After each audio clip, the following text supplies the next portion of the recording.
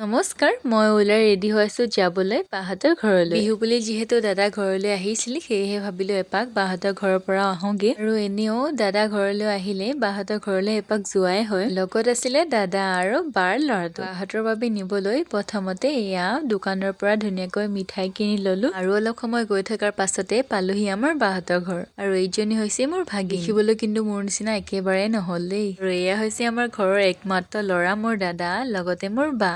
বাহঁতৰ ঘৰত ভাত পানী খাই মেলি উভতিলো আকৌ ডাঙৰ বাহঁতৰ ঘৰলৈ যাবলৈ বুলি। অলপ সময় গৈ থকাৰ পাছতে ভাবিলো কিবা এটা লৈ লওঁ, সেয়েহে দাদা ইয়াত ধুনীয়াকৈ লৈ ল'লে মিঠাই। আৰু পাই গলোহি আমাৰ টিকলুজনীৰ ওচৰত। কিয় নাজানো তাই দাদালৈ বহুত ভয় কৰে, একেবাৰেই নাযায়। দাদাৰ ফালে থৰ লাগি চাই থাকে যদিও সি যিমান চেষ্টা কৰিলেও তালৈ কেতিয়াও নাযায়। সময় বাহঁতৰ ঘৰতো থকাৰ পাছত ভাত পানী খাই মেলি ঘৰলৈ বুলি উভতিলো। ভিডিঅ'টো চোৱাৰ বাবে বহুত বহুত ধন্যবাদ। আকৌ লগ পাম অন্য এটা ভিডিঅ'। বাই।